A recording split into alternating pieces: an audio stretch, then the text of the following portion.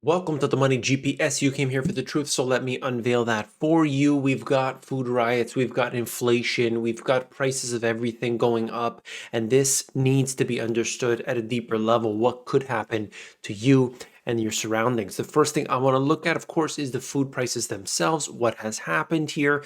The second thing is the recession that is incoming based on many metrics. And the third is the food chaos, what we are looking at all around the world today, and I want to show you how that escalates rather quickly.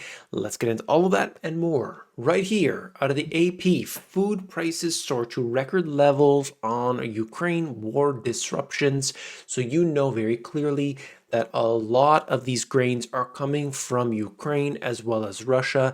And of course, if stuff can't move in and out for one reason or another, that's going to impact the total supply, which of course pushes the prices up. At the same time, we've got all this money printing, we've got all this debt, we've got inflation on every level, and that had an impact even before all of this began. Okay, so it just shows us that the different, in this case, the food price index had increased, but you don't have to look at a food price index.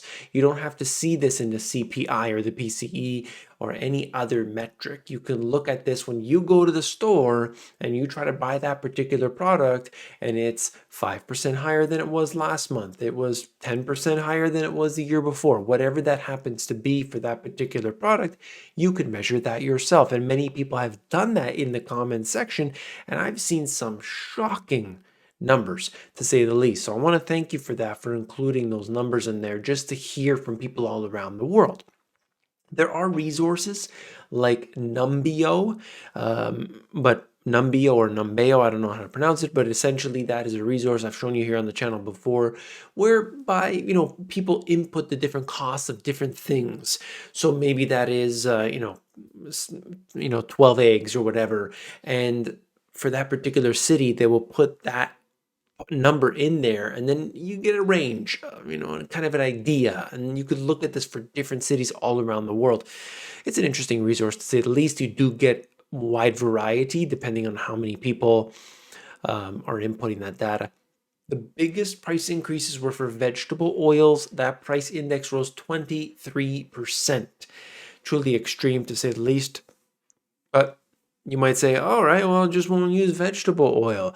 Okay, well, what about this? What about that? Everything is increasing. Really, everything right now. It's so extreme.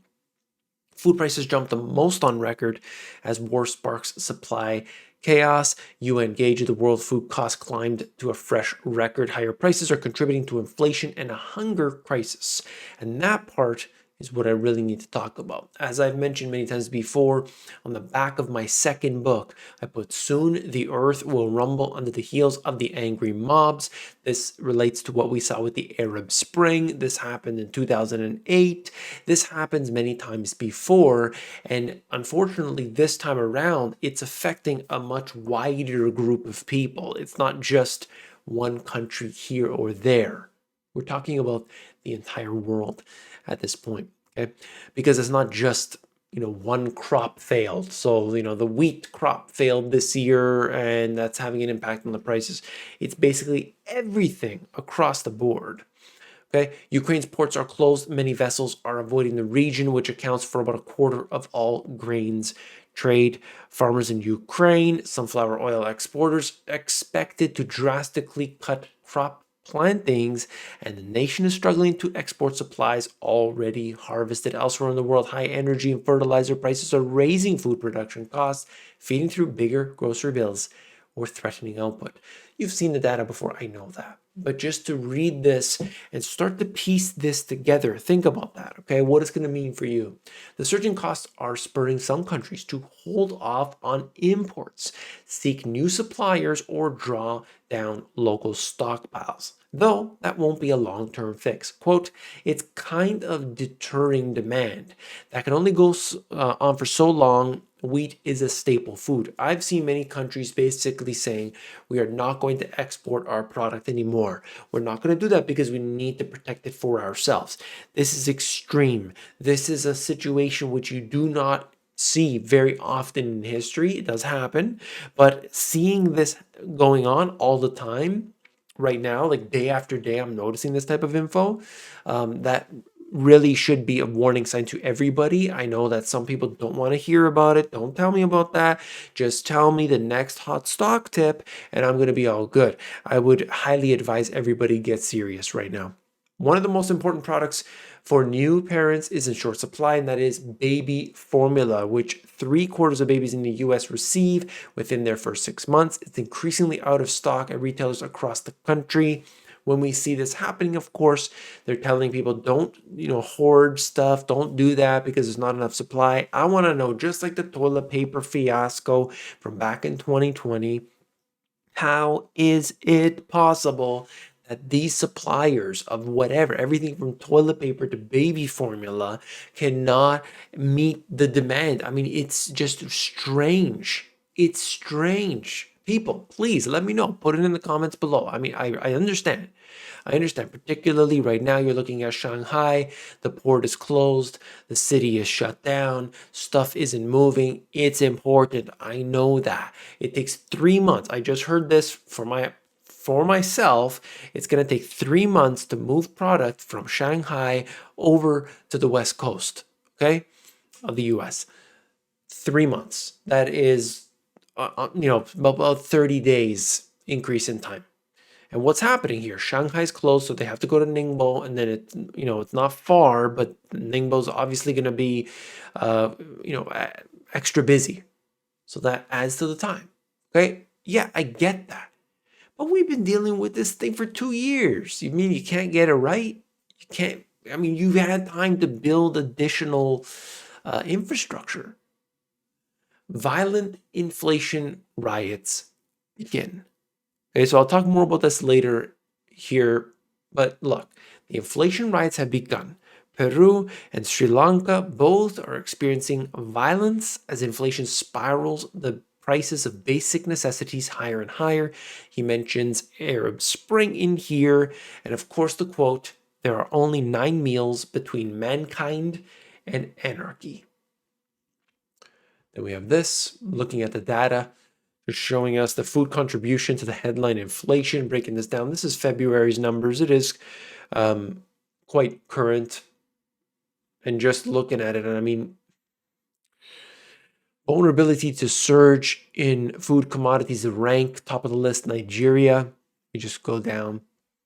I think that, you can rank them, but I know that no matter where you go, we're going to see it becoming a very big problem.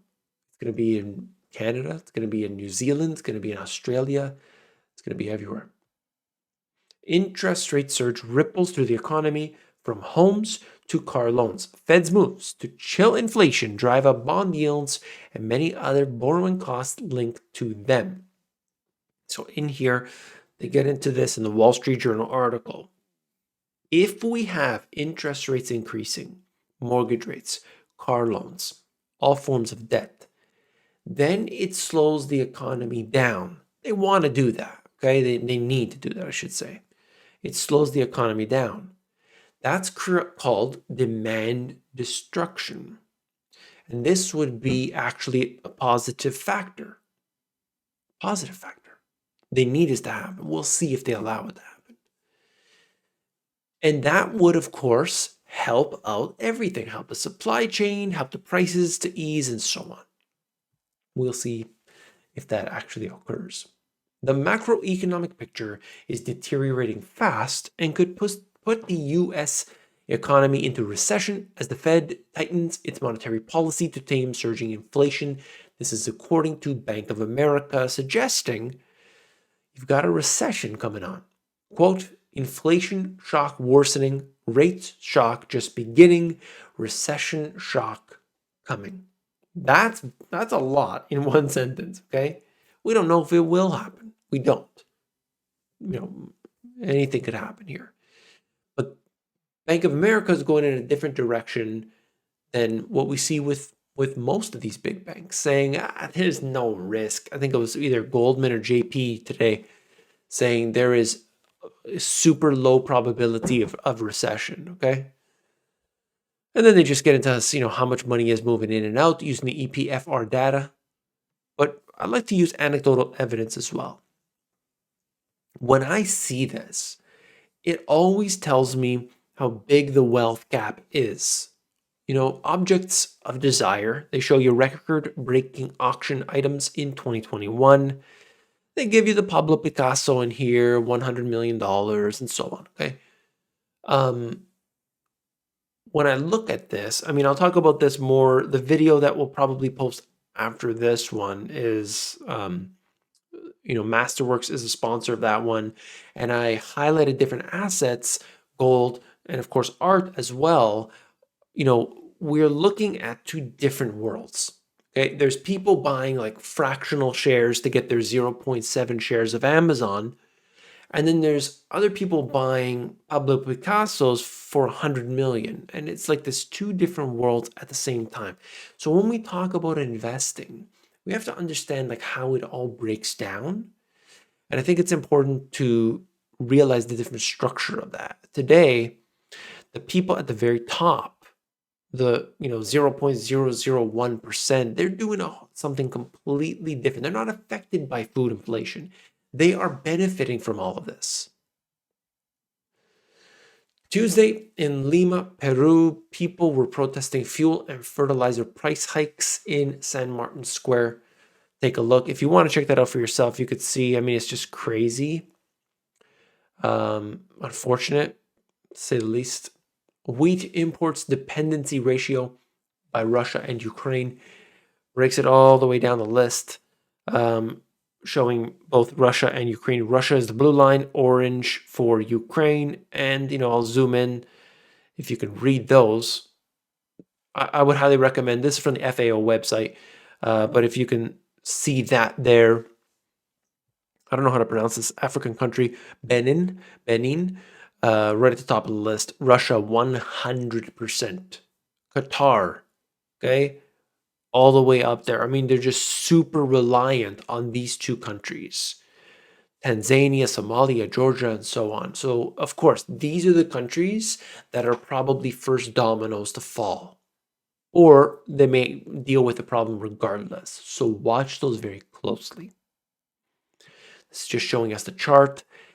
I talked about that just a few minutes ago, but basically the food prices have increased. Not just the fact that they have increased to a record high, but month over month, we've never seen a spike like this before, over 12%. London market blocks newly refined Russian platinum and palladium, and guess what happened to the price? Look, you see that outlier there? That's palladium, that blue line, an extreme price surge. So, all the metals are moving around this week. This is this week. And then just suddenly, boom, spiked up like crazy. Okay? So this is all I'm showing you right now. You can look at this left, right, and center and notice what's happening with the prices. I've been harping on this now for 2 years. Watch what's going to happen with commodities. Watch what's going to happen with commodities. Like just over and over and over and over again. And, I didn't want to talk about it. Just looking at what's happening with the channel, how many people just tell me off on a daily basis, subscribers decline, whatever. I'm here to just bring out the truth. This is the truth. This is the truth. Why don't people want to know it? Why don't people want to know what's going on? Do you really want to be told buy GME stock? What about that certain individual out there with millions of subscribers? And the solution is all of this bad stuff is happening. Bad thumbnail, bad title, fire and flames at the end of the video, and just dollar cost average. That's the solution. And then the celebration in the comment section. Wouldn't you rather know the truth?